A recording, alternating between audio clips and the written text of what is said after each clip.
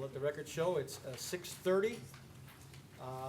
We're going to go to item 2 first. Consider the approval of minutes of the administration and legal committee meetings held on August 13th. So moved. Seconded? Second? All those in favor? Aye. And so ordered. We'd like to go to Kimberly to discuss the amendments to personnel manual. We're going to skip item number 3 because the representative of the Ale House, Denise. Hannah, I'm sorry. Duh. Thank you, I'm sorry. thank you. Go ahead. Did you have yours? Just want to put a comment in for number 3. I just talked to the owner, Niall. He's at parking for what it's worth. He's, Oh, okay. So he's here, he's parking.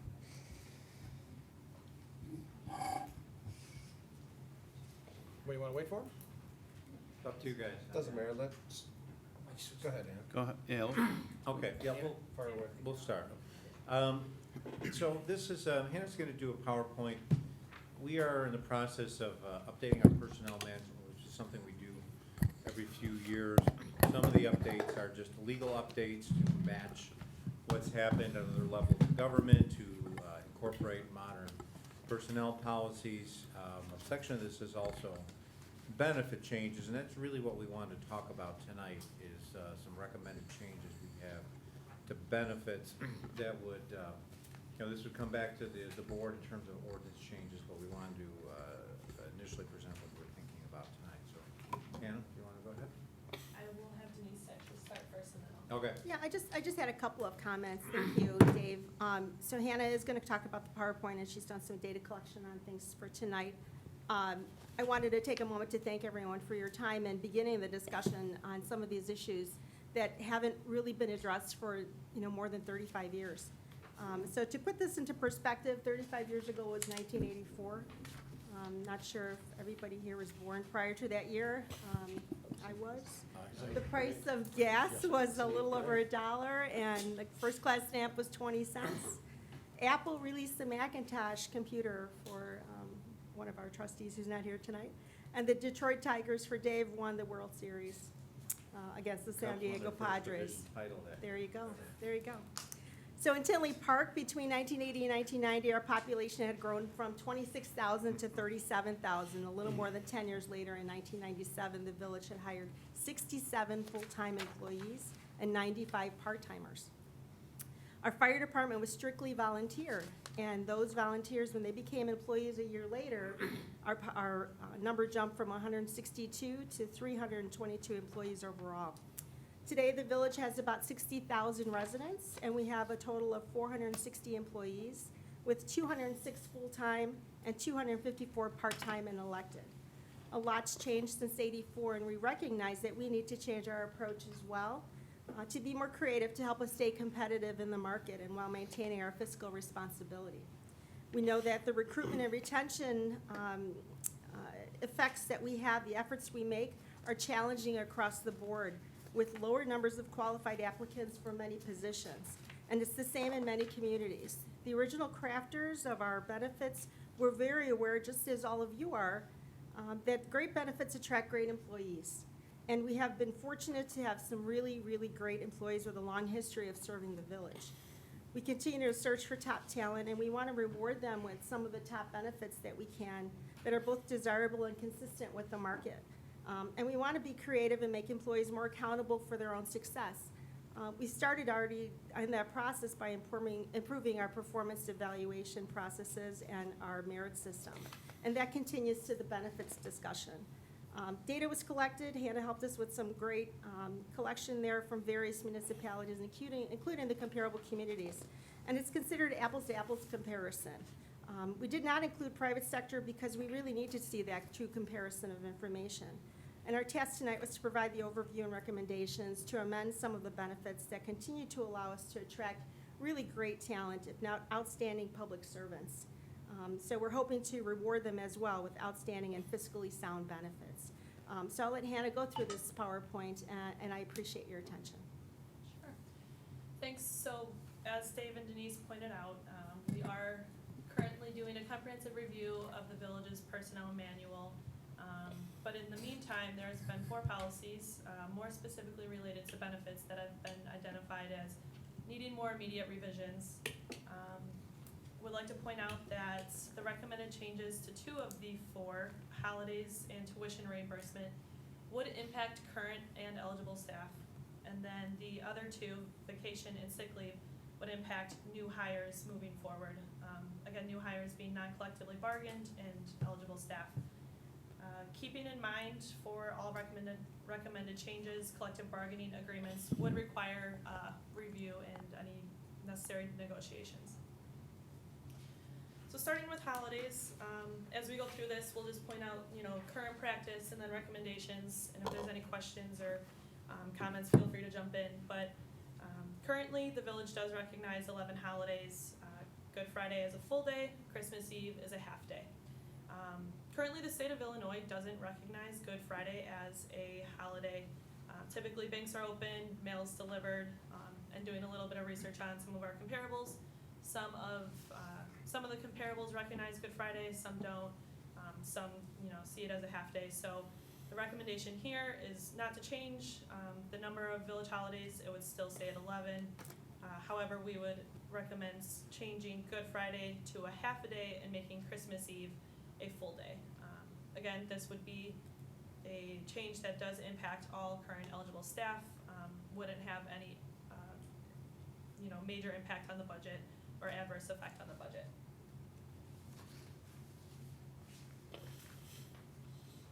So then moving forward to tuition reimbursement, similar to the holidays, again, this is one that would impact all current eligible staff. So the current practice when it comes to tuition reimbursement, which is also sometimes known as educational assistance, it requires approval of the department head and the village manager, and the village pays 100% reimbursement to eligible employees. If you're full-time, you must have 1 year of service, or if you're part-time, you must have 3 years of service. To receive that 100% reimbursement, you must achieve a B or higher in the pre-approved classes, and then you must remain with the village for 2 years or reimburse the village 50% of the expenses. Tuition reimbursement in general, it is a good tool for succession planning and continuing education for staff. So it's definitely a tool we want to continue to use and have as an option for employees. So we would continue to, upon approval of department heads and the village manager, have a cost sharing with our employees. If they have an A in the class, the village would pay 80%. 70% in the class, the village would pay, or I'm sorry, if they have a B in the class, the village would pay 70%, or if there's a C in the class, 50%. And in particular, looking at the comparable communities, most communities, if not all, will typically have a 2-year time frame, and if the employee leaves the village within that 2-year time frame, they owe back 100% of those expenses. So we see this as a cost share that would have a favorable impact on the budget. Any questions on the first 2? So far, so good. No, nice job. I appreciate the 100% reimbursement with less than 2 years of, service, so I think that's a good move. The holidays, whose idea was it to change Good Friday to Christmas Eve? Is that yours, Dave? I might have been, yeah. It's a great idea. Huh? Great idea. Yeah. There's so many people are cooking for families coming in from out of town. Me preferably, I never work Christmas Eve. We don't Yeah. get a holiday, but, there's so much planning around Christmas.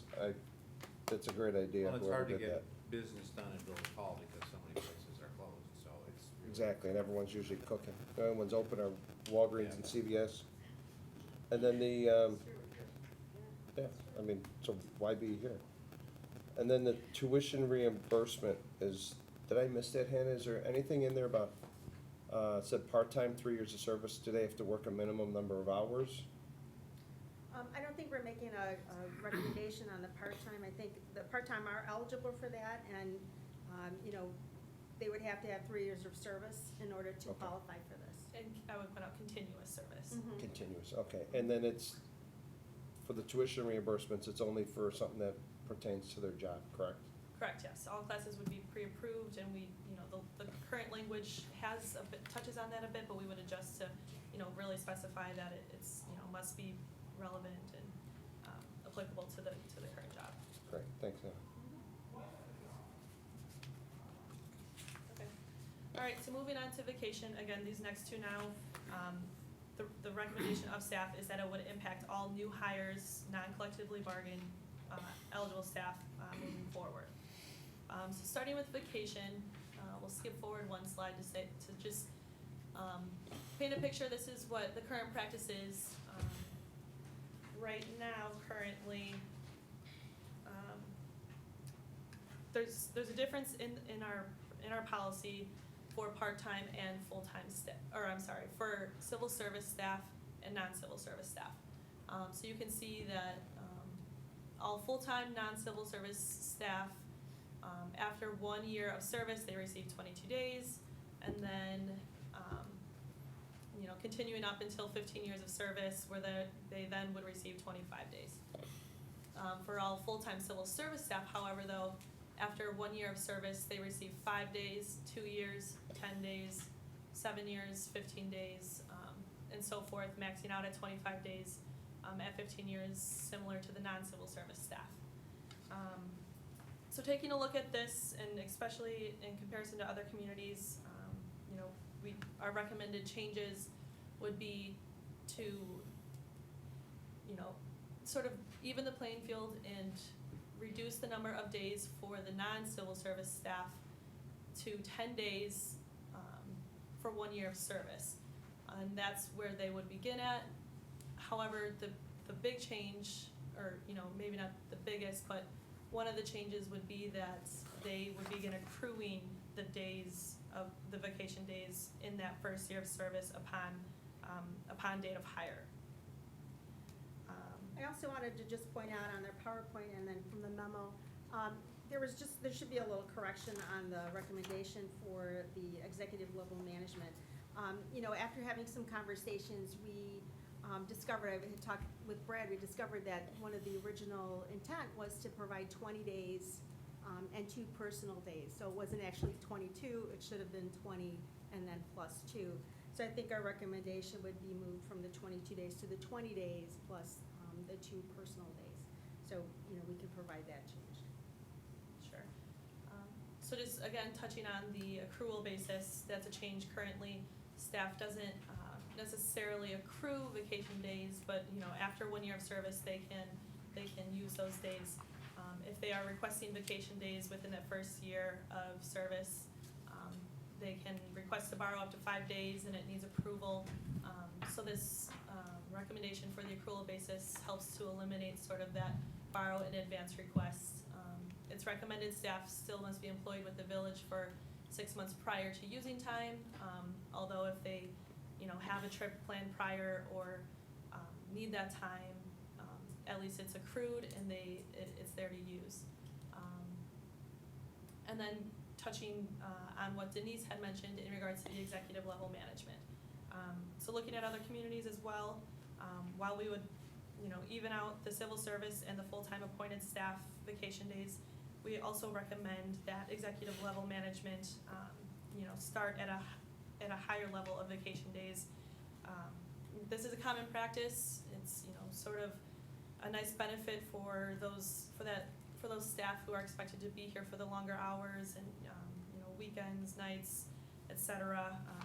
You have that information in your packet of the comparable community information. So, any questions on vacation? No, very comprehensive. I do, can you stay on that screen, Hannah? What Dave, what you and I talked about, the recommendation for the time off for new employees, the vacation days, I think it's kind of aggressive. I like what you had with the current, with the 1, 2, 7, 11, and 15. And going from the first year, starting at the 40 hours, and then the 15 years, maxing out at the 200, the 25 days. That's the only thing I would recommend. Stick to the current. I mean, to start off 1 year to get 10 days, it just doesn't exist in normal situations. talked about making the 10 days after 2 years, Correct. right? And Yeah, the adding a first s- year a week. Yep, adding steps. So the first year would be 5 days, the second year would be 10 days. And then from 7 on, it would just stay as is. Yeah, I mean, it's not a big deal. I mean, that's the first day they get.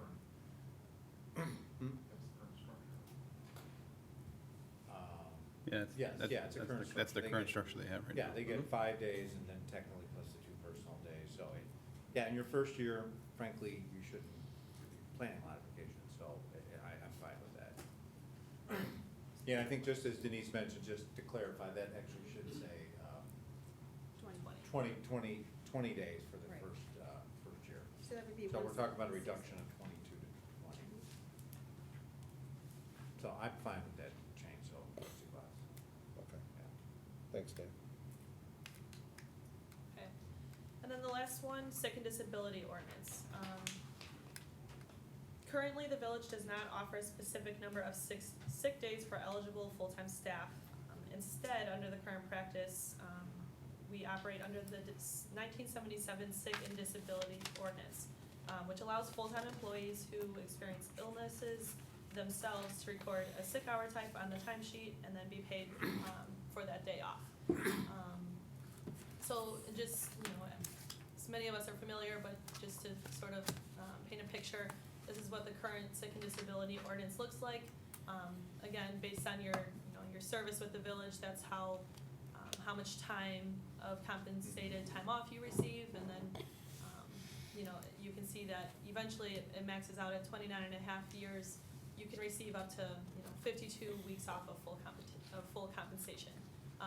This, typically is a non-traditional, sick and disability program or, practice for municipalities. So again, looking at a lot of the comparable communities and seeing what they do, that's where a lot of our recommendations for this are coming from.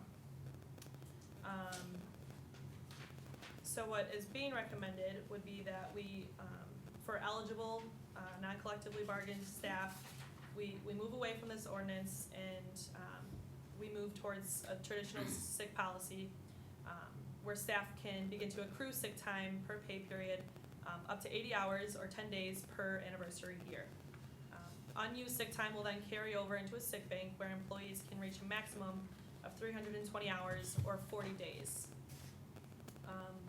And just a side note, as an admin, for the admin day, currently employees who can go a calendar year without using any sick time, they receive an admin day. It's just a nice little incentive, so that staff aren't, not that we see any abuse, to a large extent by any means with the sick and disability ordinance, but just as a nice little perk for staff who go without taking any sick time. So we would continue with the sick day, or with the admin day as well.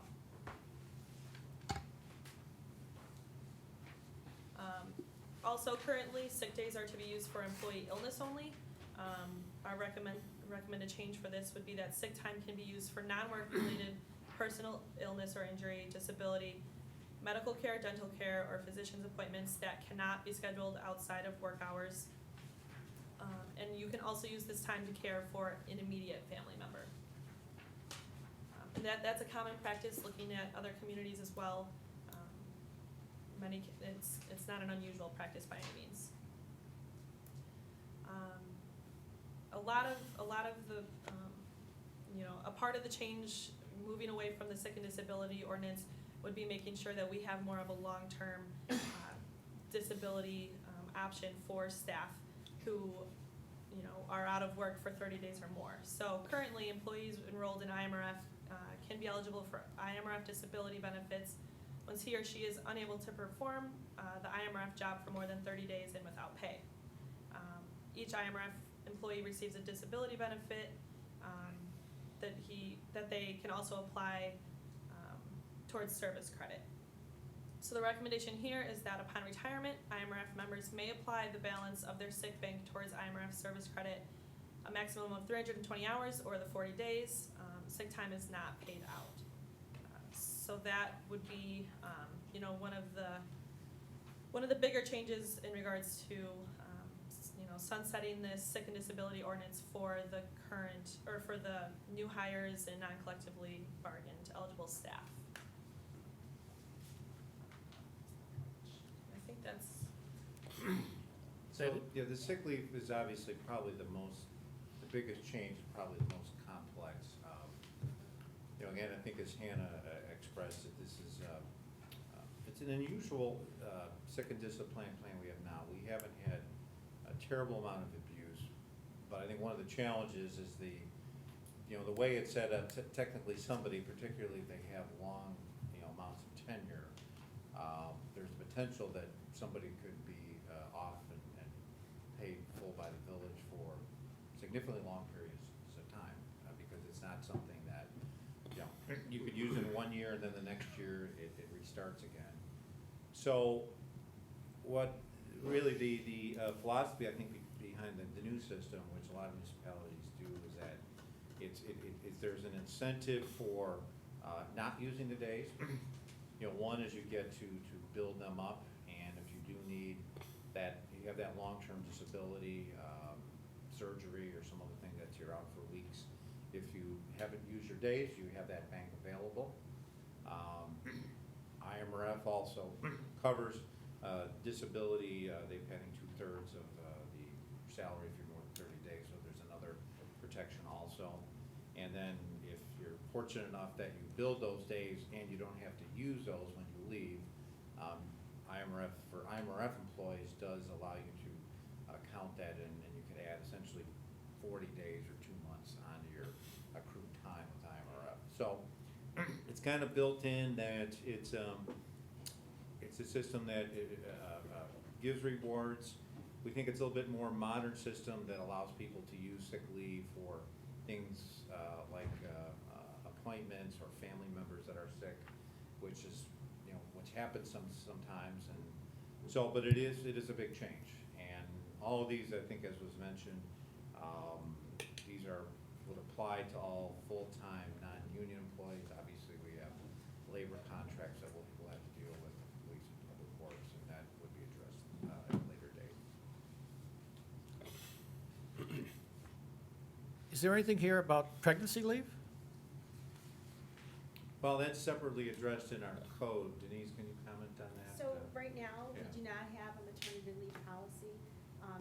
If someone has a child and they are off of work for a period of time, they would qualify under this sick and disability leave, presuming they are eligible employee, meaning full-time, and they would, qualify for the benefits under that ordinance. Okay, I just didn't think pregnancy would be a disability. That's why I asked. Yeah, it all depends on the status of the mother, is how it Right. is termed. And so, if they didn't have those, enough time accrued with the village, then they could apply for IMRF disability. Okay. Good job on the any other presentation. questions? Good job on the presentation, Hannah. The only thing this sick and disability leave, I think, is very complex, as you said. I would like to, maybe if we can we leave everything as is and table this and maybe discuss it more? I wonder if it'd be easier for staff and everyone, instead of having all these years, maybe you do it by blocks, like 5-year blocks or something. I don't know. Talk about with the sick leave? Yes. It just, now we're dealing with the insurance thing because, and that's its own animal, and now I think we're gonna have the same problems with this. Just a thought. Yeah, it's up, so if the committee wants to move forward with the other 3 and recommendations, we'd have to obviously draft the ordinance, we can do that. Can bring back other options on sick, and we will have another presentation at some point on other changes to the manual. Okay. So we can, We got until January 1, or January you said in here? Right? That's when it takes place? well, Yeah, we're hoping to, presuming everything Yeah. gets approved. yeah. But everything was good. Great, thank you. All right, so we just would need a motion, I think trustee Brady to advance the, I think if you go along with trustee Glatz's recommendation, the holiday, vacation, and tuition reimbursement changes as proposed. Yeah, I'll make a motion to pass those three and then table the holiday sick disability until October 8th. That'll be the second Tuesday in October. Okay. I'm sorry, that would be just sick and disability? Yeah, the other three, well, the Okay. one change we made with the vacation, but the other three I think are great. I just, yeah, Thank you. would table the last one. Sick and disability. Yeah, Yeah. Okay. need a second. Second? All those in favor? Aye. Aye. Motion And so carries. ordered. Now we can go back to item number 3 on the agenda. Discuss Class AV liquor video gambling license for the Tribes Ale House and Too Grill late, Mr. Window. at 9501 171st Street. Sure, Dominic? so I'll briefly introduce this. The owner of Tribes, Niall, is here. I'll have him come up in a moment. Just a brief introduction to the memo that the trustees have. Niall, if I'm correct, in late 2018, you started the process of inquiring about video gaming and went to the state first, correct? Yeah, I went by what they told me to do. Yeah, so, had gone to the state and are waiting for local approval, so this summer had submitted a letter to the mayor and a business proposal, to install terminals at 9501 West 171st at the Ale House. This proposal went through was originally placed on last month's Admin and Legal Committee, but Niall could not be here due to a family obligation. So we placed the same proposal, just with an updated memo, on this month's committee. And Niall is here for any questions from the trustees. Tribes currently owns an A liquor, holds an A liquor license, which allows for consumption of liquor on the premises. This would be an A to an AV, which would allow video gaming. Niall, if you want to come up to the podium if the trustees have any questions. Sorry, Don, when did you say this was submitted? Sure, so there a date on here? this was resubmitted, I believe the letter was the very end of June, and was put on the August committee. Okay, but what, you resubmitted, so it was submitted before? No, so I think they first started contact with the office in late 2018, before I started working here. But they had gone to the state beforehand, so then that had just sort of waited for a while, and then now they're coming to us for local approval. Okay, thanks, Don. We kind of did it backwards because the guys that were doing the gaming didn't really express everything to us properly. By the way, I want to work here if I get all those sick days and all that stuff, because as a restaurant guy, I don't get days off. True, true. But yeah, we tried to do it the right way, but the guys that were doing the gaming kind of didn't lead us in the right direction. So we ended up getting all the state and all the big stuff approved early, and we get the local stuff done. And you could get pregnancy time off. I can do, and I look like I might be. You're a good chef. So the games are the games already there? They're there, they're installed, they're inactive, obviously. They're just sitting there, and it was my office. It is now, I think there's 5 machines there, just waiting for approval, local approval and licensing. Does it matter, Dave, if they're off, that we have games already there? Does it matter? Yes. Well, I mean, they should be approved by Is them. it hit here? No, the point is, there's games already in an establishment with no license. Is that a problem? Well, it doesn't sound like they're operational, so. No, they're not even Right, plugged that in. would make the No, difference. I get that, but they're still there, so that's why I'm asking. I don't know the answer to that. I mean, I don't think we've had that before. Yeah, I would write a note and find out. yeah. So trustee Glatz, I'll dive into the record and kind of bring something out of the ordinance just for the purview of the board.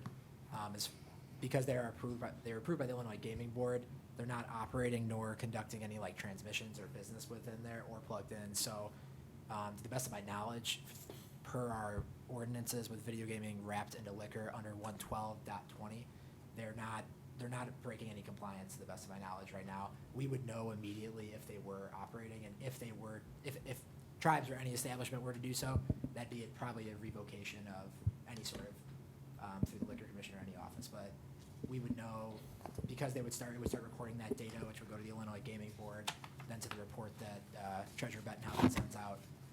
that info would come through pretty quickly, but as far, they're just kind of like dead weight there. I get it. The question, Tom, isn't Yeah. whether they're operating or not. Obviously, he's been around a long time. He knows better not to operate them. I'm just concerned that they're there. That's what I would like a legal opinion on. Okay. Well, I think and obviously I can't speak to legal, but when the state approved them, they installed, the gaming company installed them, and then we found out that there was another step that wasn't taken. Okay. So we apologize for that. You guys you don't brew at this location though, No. right? Just the other one? Just the Front Street, the new one. The original Route 30 is closed. Okay. Is there a door? There is a doorway. Everything else, there is, it's probably more sectioned off than almost every single gaming situation I've seen. It's just, there's a large 3x6 window that you can look into, and then there's an access. Yeah, me personally, we had this 2 months ago, or we had a whole bunch come through. And what majority has been pushing for is not being seen by the public. Right. But I know you're a bar, are you allowed to, for children? We're a restaurant first. So. We're chil- closed by midnight. So children are allowed in there that can see the gamings and through the window and stuff? Mike, correct? there's high chairs right there. It's, Yes. yeah, so I don't know, are you comfortable with closing off that window? There's got to be some kind of a viewpoint, according to the state, that you need to be able to watch and make sure nobody's doing anything goofy inside. Sure, well, usually they'll place them in a spot where they can see them from the bar or something. If you prefer, I just don't do it. I'll just pull it all out. I don't want to complicate things here. I tried to Well, do this if a you year wanna and a half pull, ago. that's your choice, we just went through this 2 months ago, and our point was, we don't like them around children. If they're gonna be around children, if they're in a sealed room where they can't see them, I personally have no problem with it. Like Pops, it was Pops, I think. Yeah, we allowed it, the guy built a wall, it's sealed off, he could see it, his employees can see it from the counter, and we allowed it. Buffalo Wild Wings, which would be perfect for his location, but he has a lot of children. I think corporate wouldn't allow him to go past 6 feet. So we didn't give it to him either. But Pops got it, and then, what was it, Burrito Place? Right. They are building a wall, so they're not seen by the public. My concern is having the window, families are going there to eat, and they're looking through the window as to, with the gaming. And we're not gonna be following, so we won't be following what we've been doing for the last, how many times have you had this come to us, 2 or 3 committees? So that's kind of like the precedence the board or committee has been kind of setting. We're fine with them as long as they're away from children. That's all. If there's any way to. Well, there's no way it can be away from children. It's on the way to the bathroom. And if you stepped into the restaurant, you would actually see that. Could you put like shutters up there that, I could put a curtain up there. You know. I can move. I think that's what Trustee Glatz High was talking chairs. about. Yeah. I can have a I'm sorry, curtain. I understand, if I stepped into the restaurant. I don't know. Yeah, if you were in the restaurant, you probably could have seen it. So if we had shutters that you could open or close, kids are there, close them, late at night, just adults, open them, or your curtain. Yeah, all of That that's easy. satisfy Yes, absolutely, we can do that. I just jump in from a staff No, note. I'm good. I've done some comparable examination of peer communities, and it seems like shutters and curtains are kind of a popular option for those rooms. I know there's some other communities up north that have some establishments with the shutter option. They do have to have, the employees have to have the ability to see. With the shutter option, if there is no direct line of sight, I think some utilize CCTV as well. The reason we're doing it so late is I actually never wanted to have gaming in any of my businesses. Because I've got young kids and I don't want to have to explain to them what they're doing over in the corner. But this section has been so, you can you can see in, but 90% of the places I go into, there's just a stanchion rope, not a window, not a wall, and we've got all of that. What is, just to get an idea of your actual sales there, what's your split as far as your percentages with alcohol and food? Where would you say you're, 60% food. okay.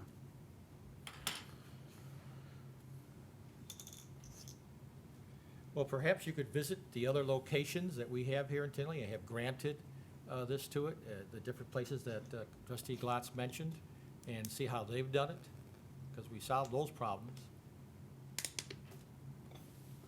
Yeah, they were all able to get them except one, Right, which Buffalo Wild Wings, which would have been a perfect fit. but- yeah. Corporate didn't want to work with them. Yeah, they have guidelines. Yeah. He was gonna be the pilot store. Right.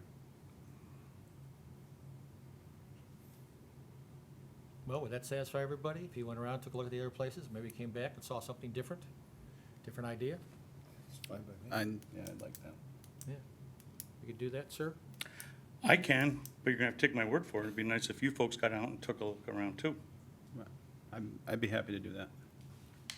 I'd be happy to come take a look at your spot, but I think what trustee Brady's mentioning is just to take a look at some of the other ones that have been approved to make yours compatible with that. Very good. Okay. All right? Very good. Do we want to table this then? Yeah, when's, is it, did we already say it was the 8th, October 8th? October 8th, want to push it to the? We'll push it to the 8th? Make a committee? motion? Yeah. Make a motion to table this and move it to October 8th meeting? Second? All those in favor? Aye. Aye. Thank you, sir. Appreciate it.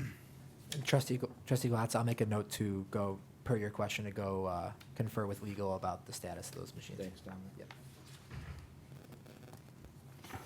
Okay, receive any comments from the public? Let the record show there are none. Oh, excuse me, too quick? Yes, sir. Concerning this matter, or Any, any matter? Well, Anything on this agenda? Any On this item meeting? agenda. Yeah, well, it has to do with taxing pot and that. Was that gonna be involved in this meeting, or? No, has sir. that been put off? That would be finance, right, Dave? So you put That's that- actually, remember, we referred to the committee as a whole. I'm not sure I remember the date, but I think it's,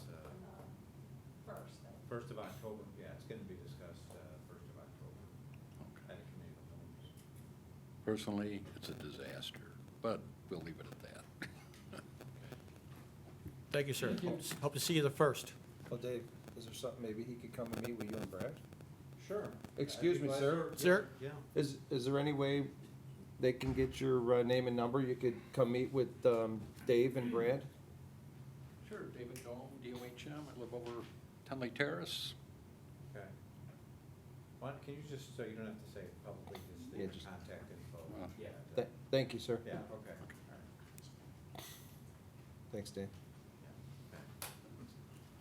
I had no idea I was going to say anything, but if the machines are in this gentleman's place, it's kind of a strange situation here, and he walked out shaking his head, so I'm not sure if he's actually on board with everybody's opinion, but that's my opinion. You know, I'm just sitting here looking at everything, so that's all I got to say.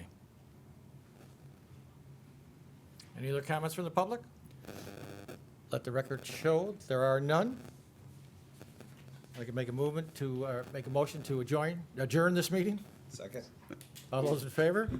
Aye. So ordered. We adjourn. All right. Run out. Oh, let me go.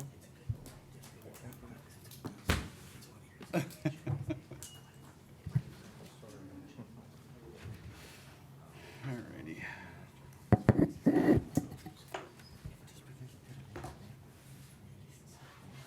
Yeah, right. Well, I noticed, I was looking at it, this is kind of, Alrighty, I'd like to open the Public Safety Committee meeting. We have a quorum. We have trustee Brady, trustee Glatz, and myself. Let the record reflect, it is 7:10. I'd like to ask for a motion to consider approval of the minutes of the Public Safety Committee meeting held on August 13th, 2019. So moved. Okay, a second. Thanks. All those in favor? Aye. Aye.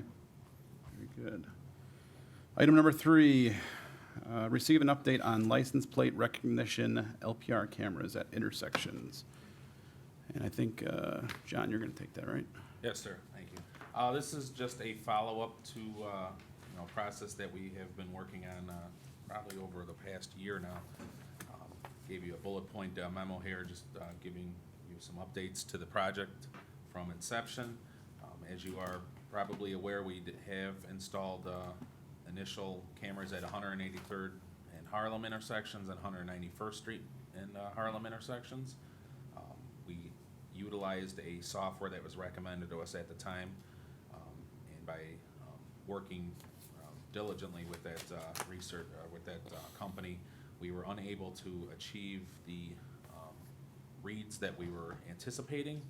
So we decided to regroup, create a subcommittee that consisted of Public Works, Police, and IT, and start establishing a new scope and level of what we were requiring for the LPRs. We released an RFP, and that returned 4 applicants. Of those 4 during interviews, 1 was unable to attend, and we had 2 finalists. During the process, Pat Carr actually was submitting for a public safety grant that we were awarded $223,000 towards these improvements. And as recently as this afternoon, I received a verification from our finalists that we were waiting for to verify that commercial software or commercial data was able to be added to the software, which our police department has explained is very crucial in utilization for their detective work on, finding plates and tracking movement of possible offenders. So it is, again, with this update, I will be looking to propose to offer our recommendation from the subcommittee to award the updated cameras and the LPR software with the other data that has been found with this company, and look to improve not only these 2 intersections, but start looking to do a geofence to our town, and ultimately offering a installation process that would finish the project in a phased approach. Okay. Thanks, John. Any questions? Yeah, I've got a couple. The old cameras, is there any recourse with that, or are those going to stay? So the initial cameras that were installed are still of modern technology. The difference between what is up there currently and what is being recommended to be installed with the new contract, we have a combination of video cameras that is a live feed that does not work exactly how the new software needs to utilize it. There are 2 current cameras at the intersection that do a overall bird's eye view of the intersection. Those are anticipating on staying. The remaining 4 cameras that were in each direction, again, because it's still most recent technology, we have more than enough locations that can be repurposed to, so we would not lose any cost on removing those cameras from those locations. Okay. Anyone else have any questions? Did the past company have anything to say? Because they gave us a great presentation that night, about what they can do, what they can't do, and so on and so forth. What do they have to say now? We have spent extensive amounts of time with them trying to reposition cameras, relocate cameras on different light poles out there.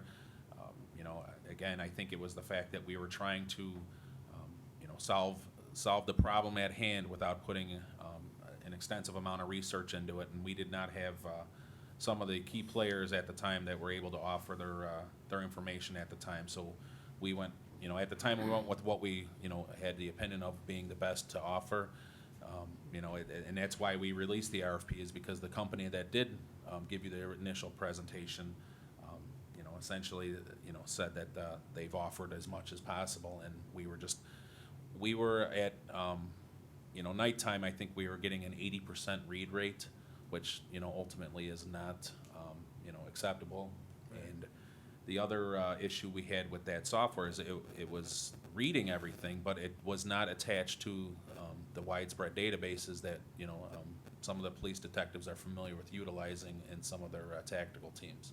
And you know, obviously, I don't want to go, you know, speaking out of turn on that. You know, that's the police chief's here to, you know, offer those recommendations on the detective work of it. But, you know, working with the infrastructure, again, you know, they spent an ample amount of time trying to make it meet the standard we needed, and it just was incapable of doing so. Okay. Chief, you can be programming all these? Pardon me? You'll be programming all the cameras? Is it programming? No, you'll be doing all the Yeah. programming? Yeah, I'll be doing it. The only thing I could add is the price stayed the same with the Minuteman. They're local, and they're gonna get all the information that we need. So it's a good deal. We can put more cameras in as well. Does this, is it real time? Is it gonna feed into their systems real time?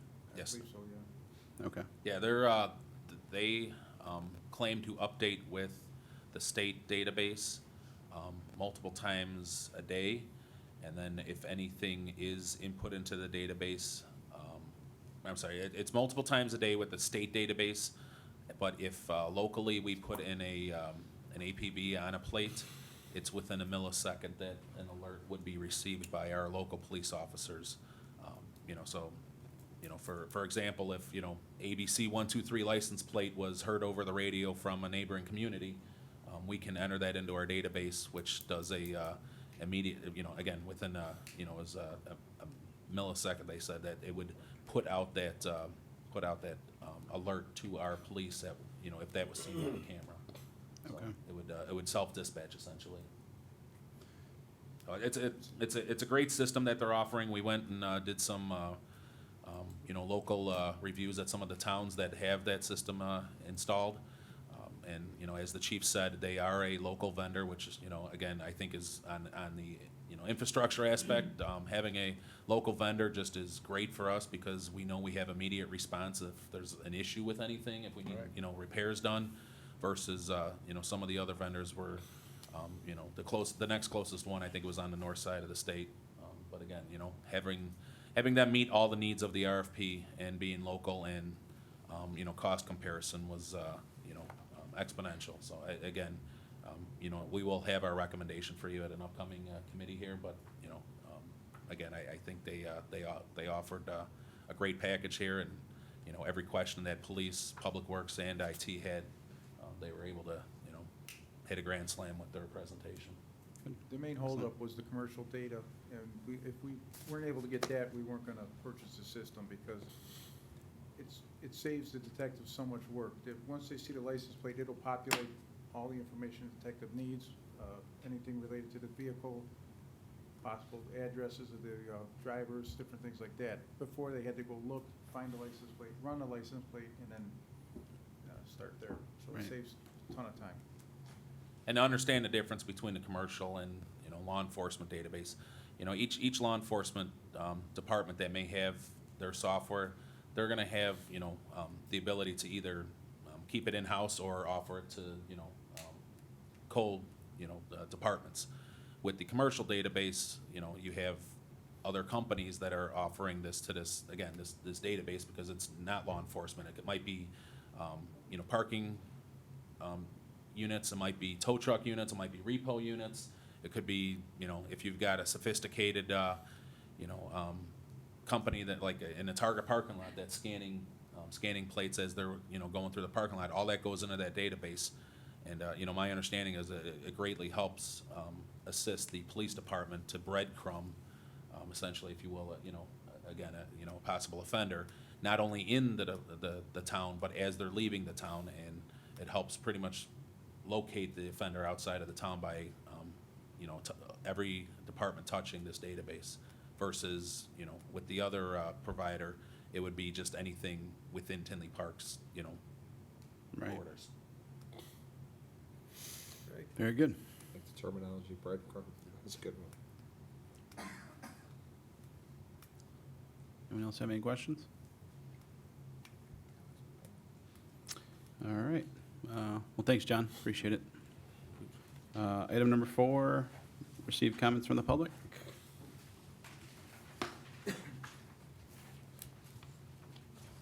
Do we actually have any LPR cameras in existence now? We do. Okay, and how are they working out?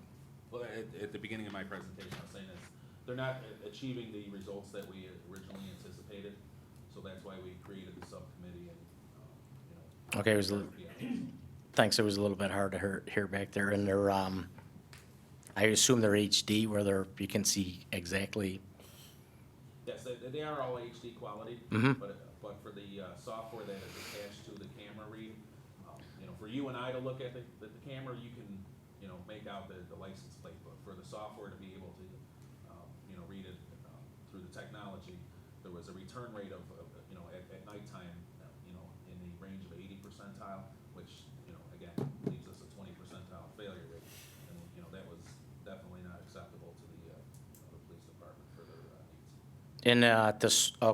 when we purchase the cameras, do we have to pay for software upgrades every year, or? Yeah, like any software, you're gonna have an annual fee for that. Makes sense. This might be this is gonna be a learning curve here. Trustee Brady, and this is also for, the chief. Not sure if this is gonna happen, but if we opt in to the recreational marijuana, hypothetically, we got, concerts in the park or, Caribbean block party. If people are smoking weed on the street, or just say somebody's out inside one of the bars, I'm not gonna mention the bars because will there be a ticket issued? I mean, it's very touchy because we don't even know what's going on with the state. The state just blew this thing up, in my opinion, but Well, if we were there to witness it, I mean, if somebody's standing outside a bar smoking something, I don't know that I can assume it was marijuana or if it was a cigarette.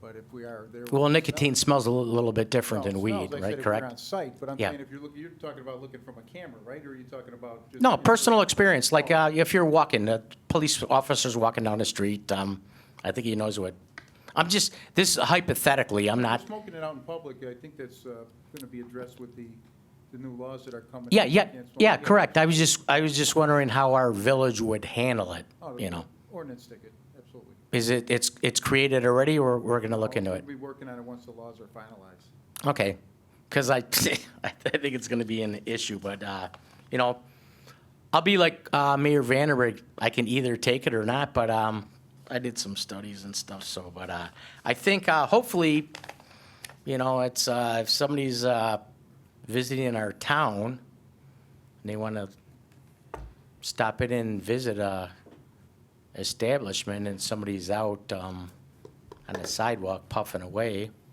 or for that matter, in a car and the windows are down, a lot of residents might say, I don't want to come back here, I smell that crap, I know my mom and dad, they're pretty old now, but if they smell it, they'd be like, let's go home, so that's my personal opinion, and, it's, I don't think the law's changed any way like that. I think if they're smoking it out in public, they're gonna be arrested or given an ordinance ticket right away, absolutely. No, I mean, in every instance, we're not there, Chief, as much as we I, can be. I'm sorry for that smirk. I walk by the county building every day. They smoke out in the open. Chicago's a different world. They don't, they're not gonna arrest anybody. It's like, what are we gonna do? So I was just curious, it's a learning curve, believe me, it's gonna be a learning curve. If we do opt in, maybe we won't, maybe we won't. Maybe we will, maybe we won't, but, excuse me for the stutter, but, yeah. But, yeah, I walk downtown every day in front of the county building, right in the entrance. They're puffing away because nothing's going to happen. They just know that the cops are told, don't do anything, so. Thank you. Okay.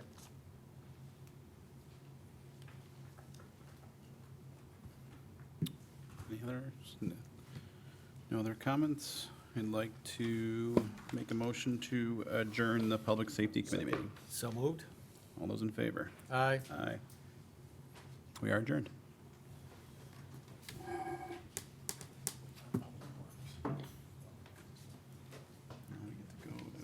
I'd like to open the Public Works Committee meeting at 7:26. I'd like to make a motion to consider approval of the minutes of the Public Works Committee held on August 13, 2019. So Second. moved? Second. All those in favor? Aye. Motion carries.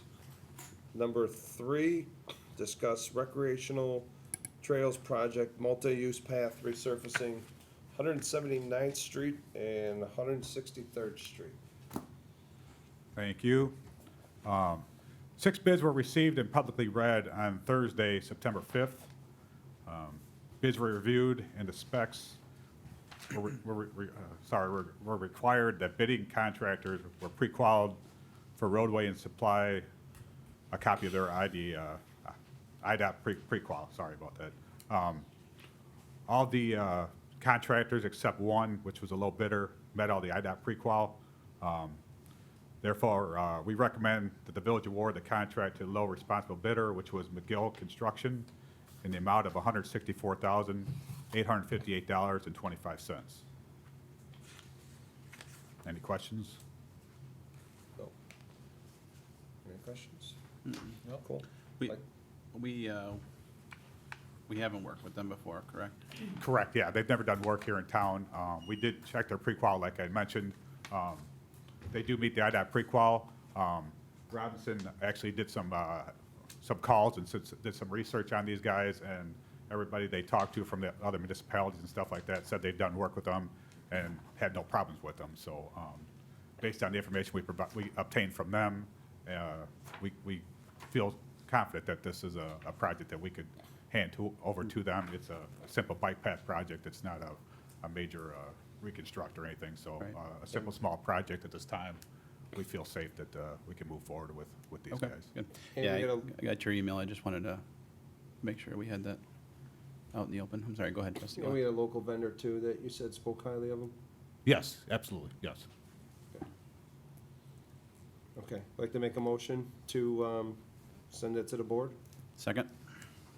All those in favor? Aye. Aye. Motion carries. Number 4, oh, Kevin's at the chair, he's never sitting here anymore. Discuss fleet vehicle purchase list. You have your Yes, sir. glasses on, Kevin, to take that, or is that John? Okay. He's here to back me up. Yeah.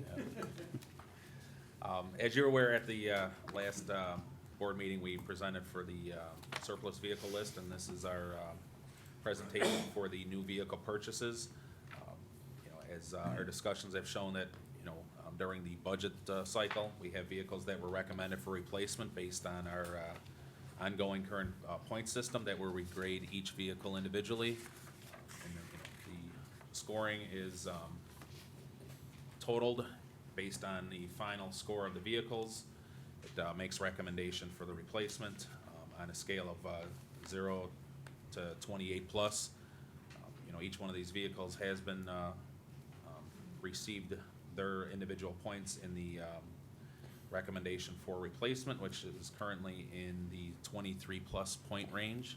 And again, each vehicle is graded under the same criteria, whether it be age, mileage, type of service, reliability, any type of repairs we've had to do on the vehicle, and if there was any body condition, accidents, and what the visual look of the vehicle is. Again, with the intent to keep the vehicle looking good for the public. Obviously, we have some vehicles on this list that have some rust on them, and again, that's the visual aesthetics that we don't want to have our vehicles looking in poor condition. So, as you see in our recommendation, we have a list of different vehicles, you know, and up for discussion with these replacements. I think you made mention, trustee Glatz, at the last meeting that you'd like to review some of these. Yeah, I would. Sorry I wasn't here, John. The one thing I'd like to ask, if we could have, for the M&R line item, if we could make a second line item, one that's just for normal maintenance, because that number, I think, is kind of a misleading, because that includes oil changes, you know, the normal, So anything That's beyond wear and tear. preventative maintenance, you'd like that? yeah, maybe have it, So- to have two lines. One for what the normal stuff is, you know, like at X amount, the manufacturer says, you know, Kevin needs his radiator fluid, you know, flushed, and I think that should be a separate line item. And compared to work that's actually being outside of warranty or out of pocket, you know? Like, you took it in for, like you said, rust, or someone, you know, someone hit one of our vehicles and they took off, and so now we gotta go pay for it, or, So you want a separate PM line item? Yeah. Separate aesthetics or yeah, warranty, out of warranty. yeah, just out of warranty and that, or a mirror, you know, being replaced. And then, other thing I'd like to do is look into changing the point system. I think, I know I've talked to you both about this. I think some of these points that we're considering in here, I think,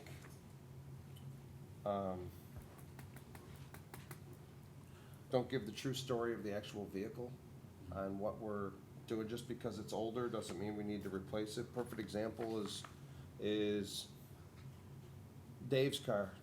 He's got 132,000 miles, but we've put $12,000 into it, so yes, it should be replaced. The 7 Chevy Tahoe. A new vehicle's 59,000, but we only put 6,000 into it in maintenance at 75,000 miles. So how much of that is just stuff that, you know, Danny and his guys are doing compared to you know, true money that you would have to put, because our guys are diligent and do a great job on keeping up on the vehicles, so I think the vehicles are lasting longer than they used to. And I can work with Danny on this score sheet, understand that the score sheet has been utilized for probably up to the last 10 years, and with some of these questions, you know, we can attach photos of the vehicles if you have questions on the aesthetics of it. I do want to attest to the fire department. Their vehicles, even though they are up for replacement, that fleet is one of the longest utilized fleets in the village here. They pass those vehicles from, you know, let's say chief to either, you know, assistant chief or battalion vehicle, down to fire prevention and investigations.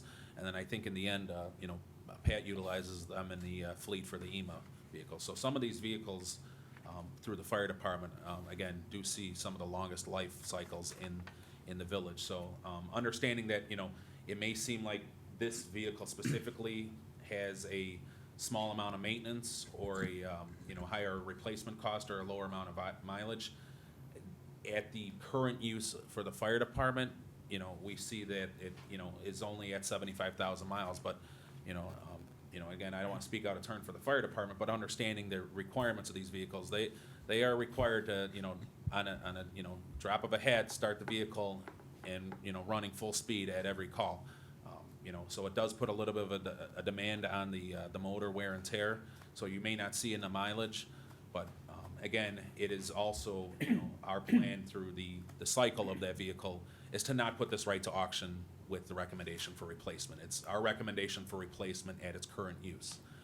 You'll see this probably again I think it was our recommendation to move this to EMA fleet. So again, this vehicle will probably get another, you know, few years out of it. Yeah, because this one said replace, and that was my next question. I know a couple of them were, unfortunately, just, they had the wrong recommendation. Some were being reassigned, and like, yeah, like Kevin was saying, that it just, unfortunately, it was marked wrong. Yeah, and that was the case for this one, and I discussed that with Danny. Okay. This one was mistakenly placed on the surplus, and it's not surplus, it's being reassigned. Perfect. Thanks, John. You- Yeah, and as I mentioned, yeah, as I mentioned, that, you know, a lot of these vehicles may have running hours that you're not gonna see. I mean, we don't have you know, a running clock on, or an hour meter on these vehicles, we just have the mileage, so. I got it.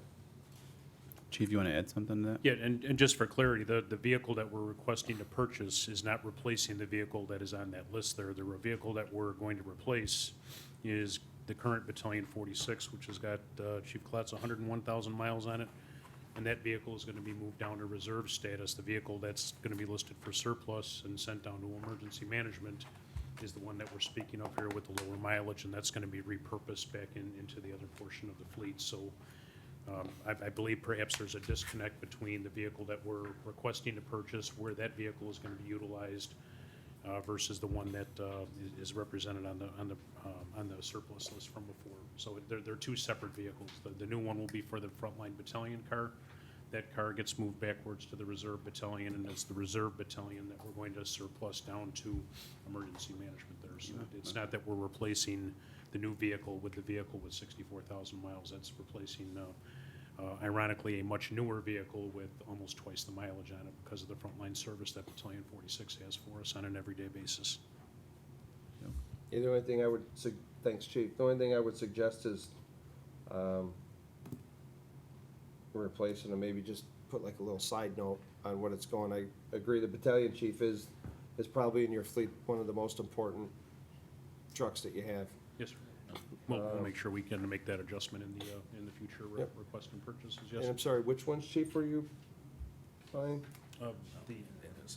John, you have that? So, The numbers are, In our capital request, forms that we do for budget time, it lists where these vehicles are going. Right. So there is a document that they produce where it shows where the vehicle's going. It's in our capital request. And, you know, and that's, I think, where some of the disconnect is here, is where, you know, we spend a lot of our effort towards the justification at the budget process, because, you know, we are familiar, you know, in our past practices to, you know, make all the justification at that point, where at this tier, it's, you know, again, a reassurance of what we've already justified. So if we're looking for all that backup to be added to these at this time, you know, of. Backup, just a sentence blurb with it, like chief. And said, I can just- have him adjust these score sheets, so when we, We could put again, that in there, in the you know, source, and- so they can see where it's. In the being remarks, that's great, perfect. Like, in here where you put, where Danny puts reassign, just reassign email or something, or it's going, it's, this car's. Yeah, the you don't battalion- need to know the number, you Yeah. just wanna know it's gonna email. or- Battalion's going Because the unit to, number is too difficult. battalion car's going to reserve, so 4601 doesn't tell me anything. Okay. So Chief, you said you're getting 2 cars, but in this sheet that I have, unless I'm just misunderstanding, it shows 3. It shows, I think there was 3 vehicles requested initially. correct, and only one was Only one was approved, correct, in the approved at budget, budget yes. level. Yeah, just Battalion 46 was approved in the budget. So the spreadsheet you're looking at was, again, what was recommended based on the scoring. gotcha, And then, that's good, John. That's where the disconnect gets, where you get the one sheet in there where it's showing these 3 vehicles, and then Chief's saying 2, and now you're saying it's 1? Okay.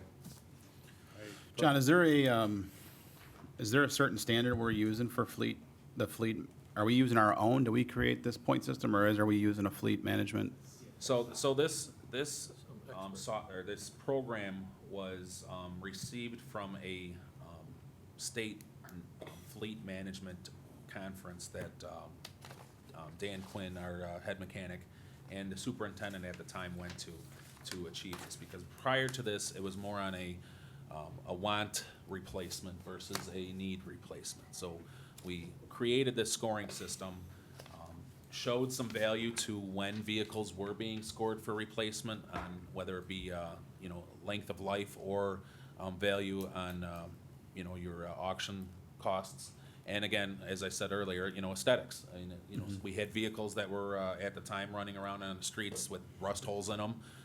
I think, you know, Kevin spoke on a situation where we had a vehicle in the middle of a block party that broke down in the middle of the, you know, Right. in the event. So, again, it looks at multiple, you know, aspects here to try to increase the value of the vehicles for us as a whole, and again, separate us from the, you know, the wants versus the needs. Yeah, and all our data is, we have a CFA software that runs all our fleet now. Mhm. So we enter all that fleet and it shows the cost of repairs.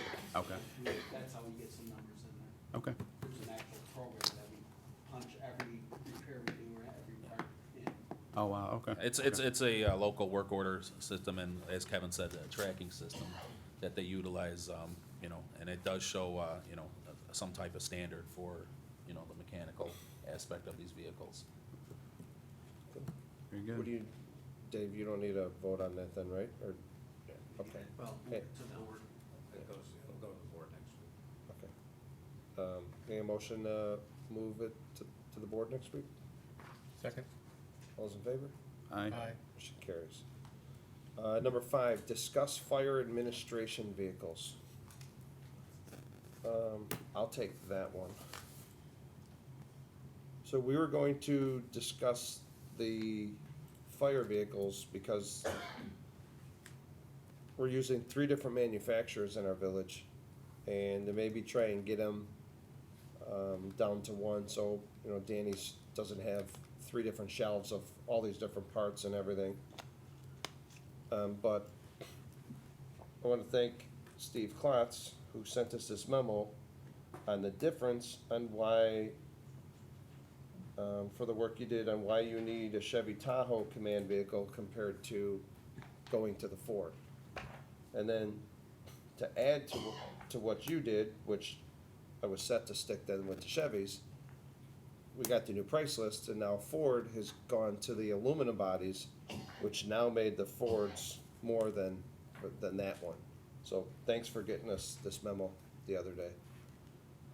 So that's it, yeah, I think they should definitely stick to the Chevys.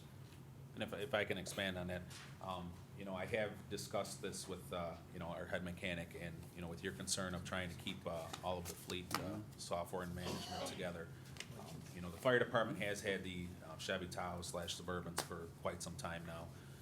You know, we have a mechanic that is specializing in, you know, the Chevy model repairs as much as we have, you know, our Ford repairs.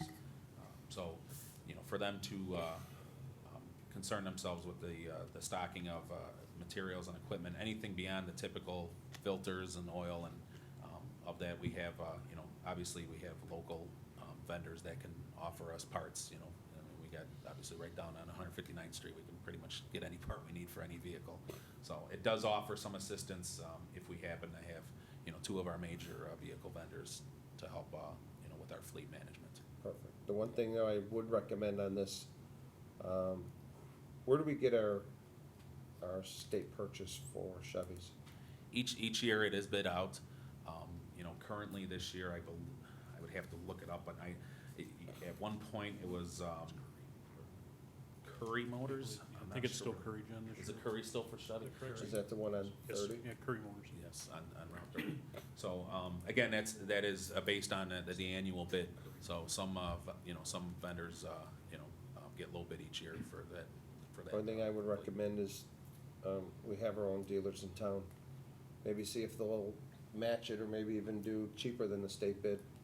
I'd rather, because then we get it on the back end too, through the sale, or there is no sales tax on it. But at least you're buying it from your own. Yeah, and again, trying to do our homework for this item of discussion, Danny and I reached out to some of the local retail vendors, and, you know, without giving any promissory, they gave us what they would offer for a retail price. And, you know, quite honestly, most of these retail out for 7% plus what we're getting at the state purchase. Okay.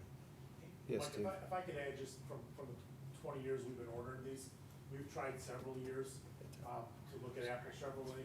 The unfortunate part is you're dealing with corporate General Motors, and they won't offer that price but to one dealer with that state purchase. So unfortunately, they can't come close to what the state purchase would be.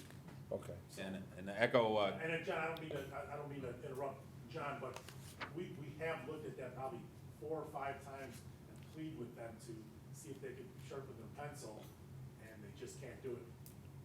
Okay, it stinks. We're buying Chevys and Dodges. We should be buying them from Bettenhausen and Apple. And that's how the dealerships work, they all bid on it. And to echo the chief's statement, you know, we, our contracted price, now it's, we utilize multiple joint purchasing, you know, pricing. And the cheapest one we were able to find with the municipal discount, the Chevy Tahoe, was just under 36,000. Trying to work with, you know, the local, which was Apple Chevy, the cheapest they were willing to offer us was just over 47,000. So you've got, you know, a $10,000 difference. Perfect, all right, thanks, John. Any other questions?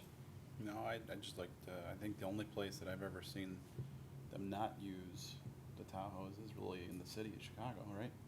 Yeah, they usually That's work. that's a whole nother, you know. Yeah, so it's not a, It's a different style of operation with how they utilize those, you know, their They command staff. send a and ours. command van, with, to all their fires, a big command van, and that's where they run their command out of. But they're staffed 24 hours, they have 3 of them throughout the city, so their use of the vehicle doesn't have to be as large as ours because they go Right. into, their commanders go into the command van. Right. To get to the fire. We don't have that luxury of doing that. They love Fords. Maybe someday, someday. All right, okay, I'll move on. I apologize, Chris, I should have did you first. I'm gonna go down to, item 8 next and let, Chris have at it. Discuss 80th Avenue and 191st Street intersection, design status. Sorry. Oh, that's no problem. Hey, and glad to be back. You know, a month ago, the only constant in life is change, is what they tell you. So a lot has changed over the course of the last 4 weeks. So recall at the last meeting, we talked about that the project, Will County's portion of the project, which includes the bridge, was not funded. It wasn't selected in the regional bid. Since that time, the county has now decided that they've got the state online and they're going to move forward with the project. Excellent. They're going to get it funded. So they've got the funding in line for a November 2020 letting, which means we're going to start fast tracking our intersection improvement too. So we'll be able to take the, the engineering agreement, to the village board next week.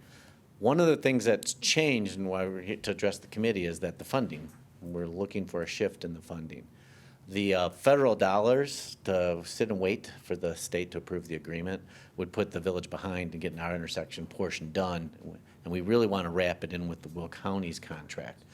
And what that allows, it means the village will need to fund the engineering locally instead of utilizing the federal money. But what we can do is we have got an allocation in the process for engineering and for construction. We can actually request that we shift all of the money that was in there for engineering into construction, which does 2 things for us. One, we don't lose the money. We get to leverage it for other things. And the important part of that is that leveraging it for other things.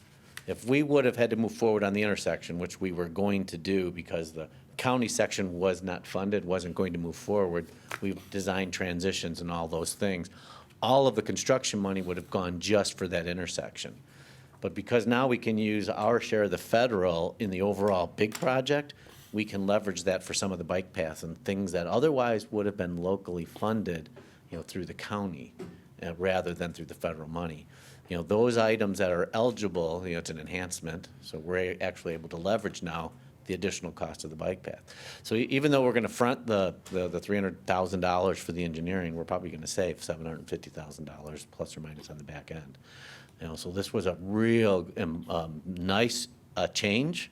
It's great news. I mean, we've been, working with the county, the state for onwards of 15 years to try to get this thing funded. And I'm really happy to know that the Will County decided they're gonna move it forward. So like I said, they're targeting a November 2020 bid letting. So construction spring of 2021. Finally, I'm gonna get that bridge widened. We're gonna get a bike path. We're gonna have a nice new road, eliminate a whole bunch of congestion.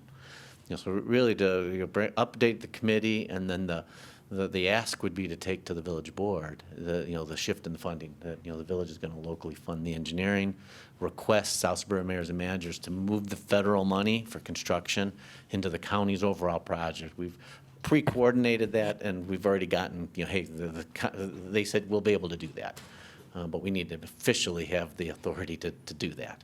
And so we actually already started coordinating with Will County too, and the transportation for the various consultants on that project too.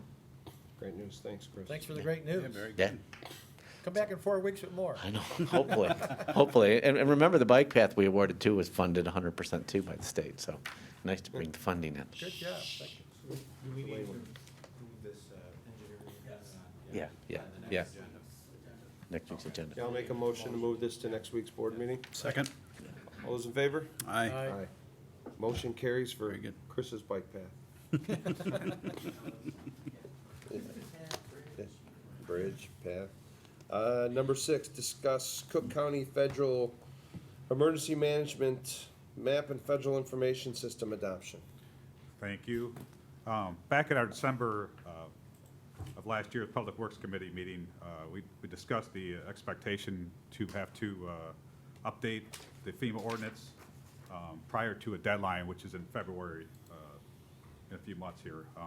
It has been revised in accordance with the Natural Flood Insurance Program guidelines that were reviewed by staff and the village attorney.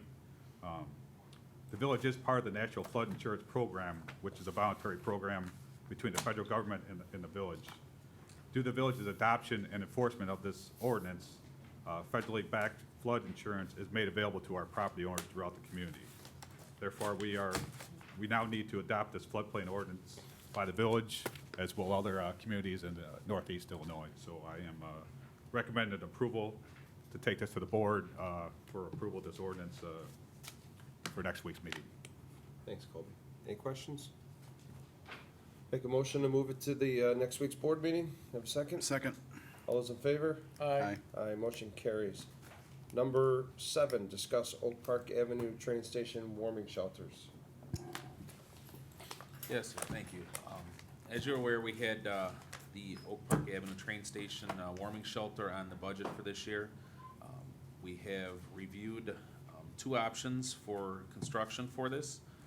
One of them is utilizing our existing job order contracting method, and the secondary one is utilizing the typical design, bid, and build process. We compared both styles of procurement, and as you see in our background for this, utilizing our current architect that is on site for the fire station construction.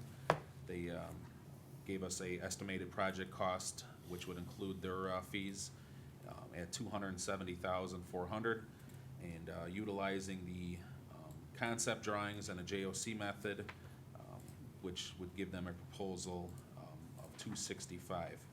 Currently, we have $250,000 budgeted, with the village share at $175,000, and we have an intergovernmental agreement with Metra that offered a portion of this. It's, I believe, $75,000. You know, my concern, obviously, with either one of these is we are coming in slightly over the original anticipated budget with the details we received.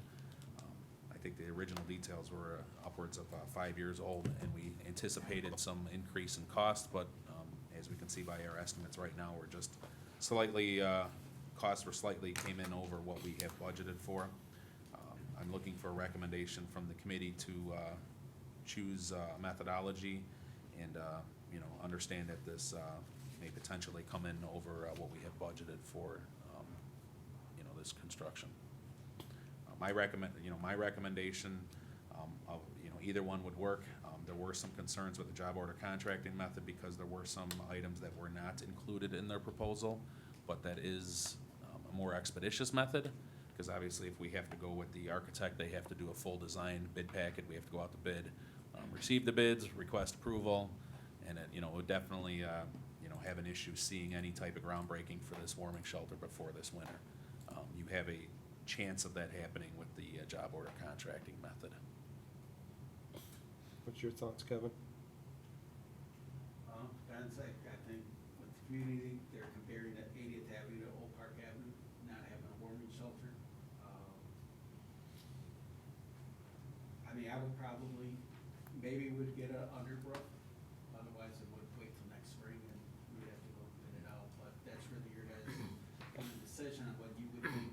I don't know if you, would you get the whole construction done? Again, I think, you know, if, the purpose of the JOC method is, you know, for the expeditious approach. You're not gonna see any potential cost savings. It is what it is at that $265,000. Again, you know, as you well know, you know, there is always a potential for numbers to come in under what an engineer's estimate is. There's also the potential for those bids to come in over. But, you know, with that, we know we have a definitive design for the construction with the architect and engineering, where the JOC method did have some items that were not included in their quote. So we're gonna take on some burdens with that, you know, within Public Works, assisting with the construction. There are some issues with, you know, signaling lines running through that parkway. So again, you know, there are some items that are not part of this cost at $265. So, you know, that's why I brought it in front of you, because we have some options to weigh either side of it. You know, again, you've got a flat cost of $265. We can have them break ground ASAP, but any potential, you know, things may come up after the fact where, you know, spending the time and effort to design and bid it, we can try to encompass all of those costs within that, you know, that job spec. Okay. Now, is there any different with the IGA with Metro? No, Will we have to spend the money? they're offering $75,000 regardless of what the final cost is. The only additional assistance they offered us was a reduction in the flagger fees, which, you know, as we're all aware, pretty astronomical. That was the only other assistance they were offering us. Okay. Any I think- questions? I think, you know, it's this Metro reimbursement grant is something we've been trying to get for a while. We received it. The JOC cost, I think, has worked for us. The value of hiring an architect for a project like this, I don't really see it. I think if we can get this project done, I would just use the JOC. Okay, thanks, Dave. Any questions, guys? No. Dave says JOC. I'll make a motion then to send it to next week's board. Second. Second? All those in favor? Aye. Aye. Dave's motion carries. Yes. Item 3, and I think Chris mentioned this before, with that bike path, we received, isn't a, most of 100% grant on that, so that's a 100% grant. I know we didn't mention it earlier, but it's not money we're spending the money. That's Just wanna great. Make sure. Is that Chris's work or our work?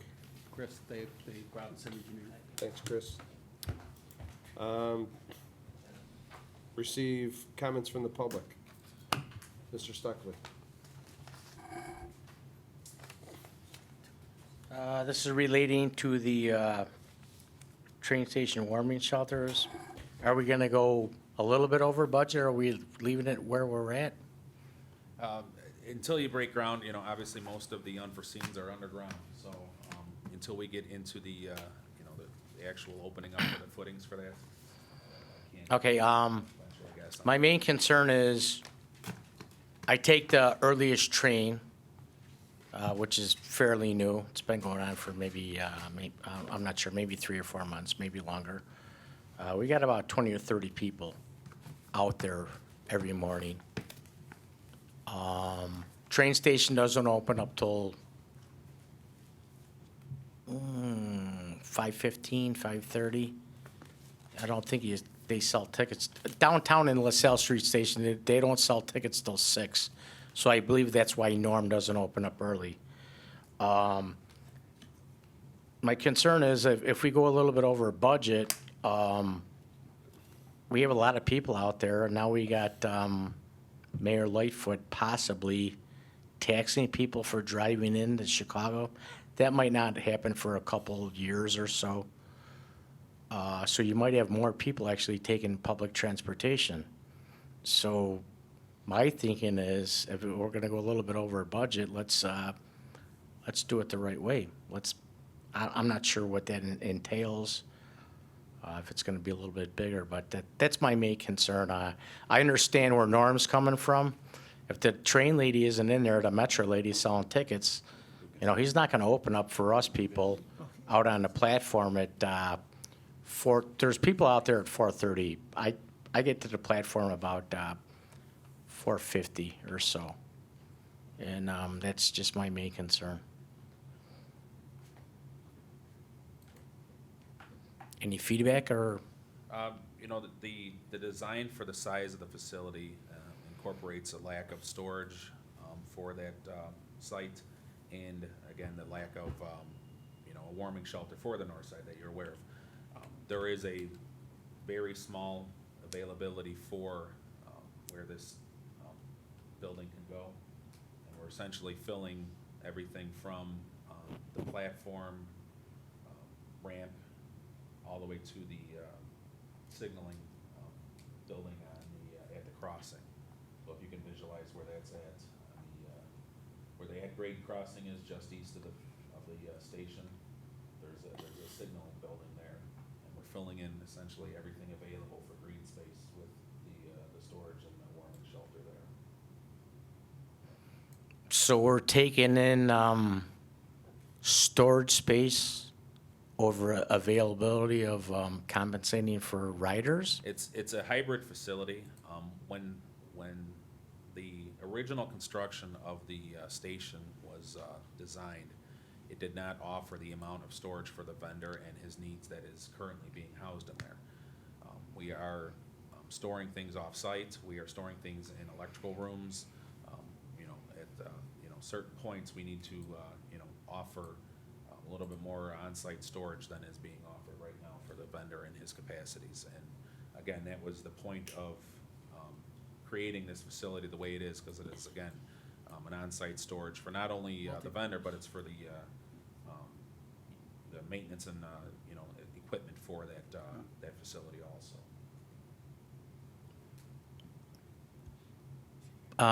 Let me throw this out there. Trustee Panito, a little while back, brought up about, we spend, I'm not sure, but I'm gonna say $20,000, I could be way off, for renting a tent. And then he suggested, why don't we buy our own tent? And he may have said, do we not have enough storage to store that? So maybe Tinley Park should look into building a facility, maybe a pole building somewhere for storage. And that would help out somebody like me, although I get out of my car 5 minutes before the train. That would help out other people where they get out at 4:30, and the warming shelter is gonna be, it sounds like it's gonna be pretty small, where a lot of people will be standing out in the cold. That's just my thought. Is there any feedback on, Dave, I don't want to put you on the spot, I'm certainly not. Is there any, can we actually build some kind of a building where we can save money as far as like renting a tent and storage for Cavallini's on Oak Park Avenue? I know Cavallini's on 80th Avenue, I think they got a sweet deal, but it's just kind of, we're going to build a warming shelter for the passengers on a train, but yet we have to save storage for the train station. Yeah, I mean, I'm not sure we could even combine the uses, and I have to look at how it would affect our Metro reimbursement, so Yeah, I know Metro is not really, they're throwing us a couple nickels and dimes, so I'm not happy with them. I've never been happy with them as far as the breakdowns on the trains all the time, but I've just thrown this out there to you, Dave. It's just a suggestion. I know, I think we're in a tight situation here, but I would rather see people compensated in the cold weather instead of storing some banquet materials in the storage area. Thanks for your time. Thanks, Mike. Thanks, Mike. To reflect, there are no other comments. I'd like to make a motion to close the Public Works Committee at 8:04. Second. All those in favor? Aye. Aye. Public Works is closed.